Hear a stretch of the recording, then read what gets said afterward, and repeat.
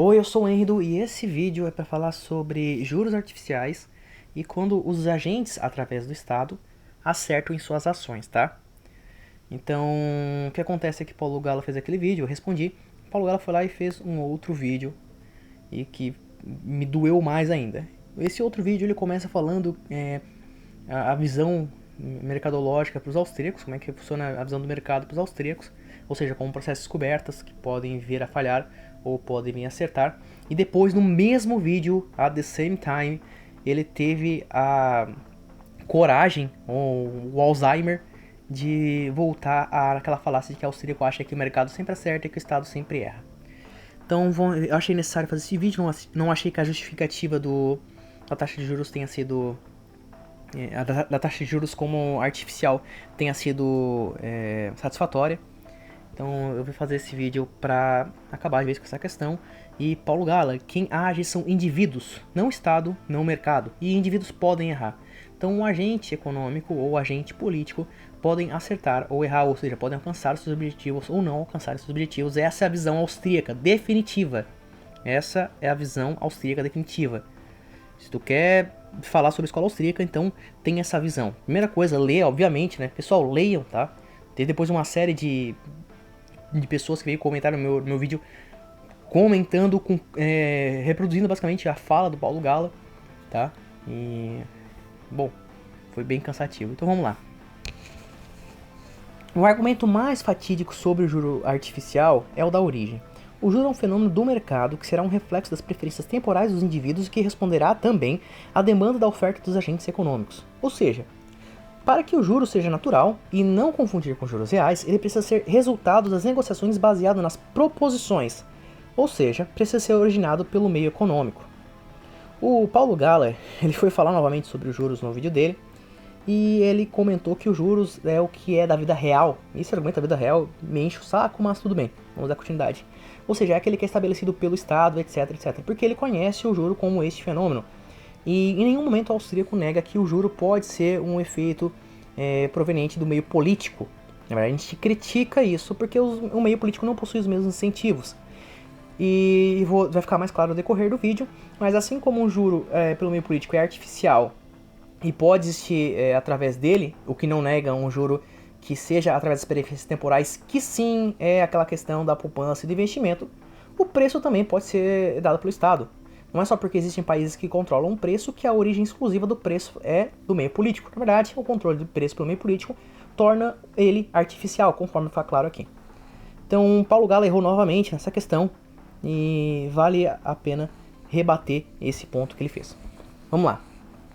Pode parecer um absurdo para você que acabou de ouvir isso, mas vamos mudar então o cenário. O argumento que eu estou usando é que os juros são as trocas voluntárias das unidades monetárias baseado em preferências temporais e que estabelecer um juro pelo meio político, que é baseado em relação de poder e vem da imposição, é torná-lo artificial, correto?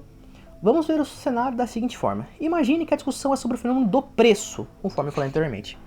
Ora, eu já argumentei aqui como o fenômeno do preço surge. Ele é o resultado objetivo das preferências subjetivas de valorização inversa que ocorre após a troca, mostrando que, para aqueles indivíduos, houve um grau de divisibilidade entre os recursos trocados. No exemplo que eu sempre uso aqui no canal, ao trocar 1 litro de água por 2 pães, ficará explícito a preferência subjetiva que, para mim, eu preferi os 2 pães em vez de 1 litro de água. E que o outro preferiu, então, 1 litro de água em vez dos 2 pães. Fica objetivo isso, fica claro isso. E daí surgirá a divisibilidade e o fenômeno do preço. Nós podemos definir esse preço como preço natural para aquela troca, que estará no campo informacional dos demais agentes e guiará suas ações considerando aquela informação.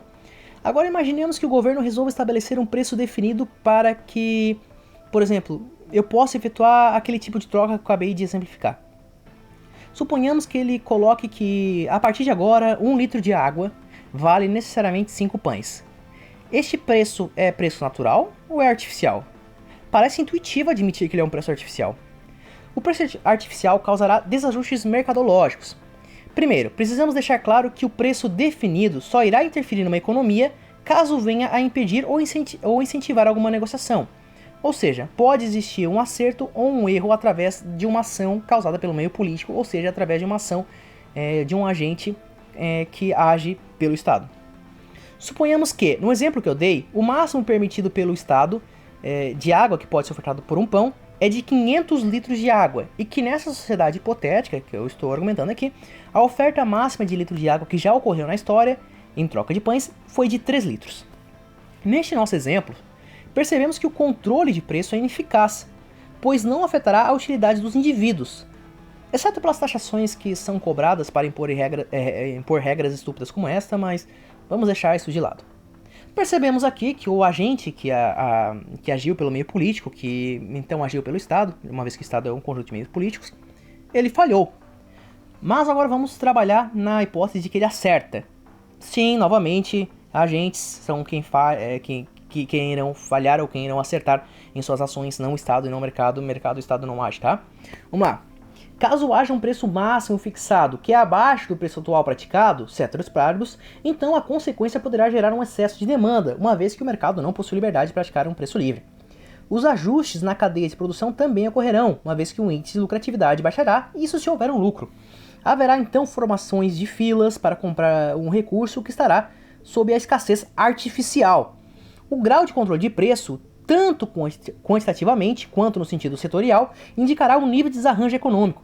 Faz sentido que quanto mais setores estiverem sobre a fixação de preço, maior será o desarranjo econômico. Aqui é quase uma referência à moeda, que é presente em todo o setor econômico. Dependendo da distância que esse setor com o preço regulado está dos bens de primeira ordem, existe um impacto maior, também no desarranjo econômico. Quanto mais distante, maior será esse desarranjo. Agora vamos para uma fixação de preço mínimo maior que o preço praticado. O que ocorrerá, então, ceteris paribus, é um preço artificial que gerará um excesso de oferta. Há uma maior atratividade por conta do preço nesse setor, mas ainda assim, em vigência da demanda, que é resultado da utilidade e da restrição orçamentária dos indivíduos, haverá então desincentivos na demanda destes agentes econômicos. Então aqui, o indivíduo que age pelo meio político e que formará o Estado, ele acertou, ele conseguiu chegar no seu fim, que seria fixar preço, tá? Então, novamente, aqui um exemplo de indivíduos acertando, e eu dei um exemplo onde o indivíduo ele falha em sua ação, que é quando ele fixa um preço mínimo extremamente, um preço máximo extremamente acima do praticado, ou um mínimo extremamente abaixo do praticado. Portanto, fica aqui esclarecido como qualificar um determinado evento como artificial ou natural. Se ele é resultado de um meio diferente do qual o fenômeno surge, ele, então, é artificial. Tão logo, preços e juros provenientes do meio político são fenômenos artificiais. Isso ocorre, pois, o preço não é apenas resultado das preferências individuais baseado em proporção, mas pelo fator da imposição, que torna a utilidade de efetuar aquela troca maior.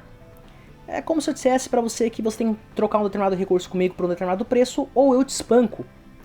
Você vai fazer por receio da agressão, que não estará explícito no preço, mas que resultou artificialmente o mesmo. Então logo a troca não é esse determinado recurso por determinadas unidades monetárias, é eu não te espancar e tu me entregar, enfim, ter a troca ali do recurso e das unidades monetárias. Então o preço é artificial porque não reflete somente aquelas duas trocas.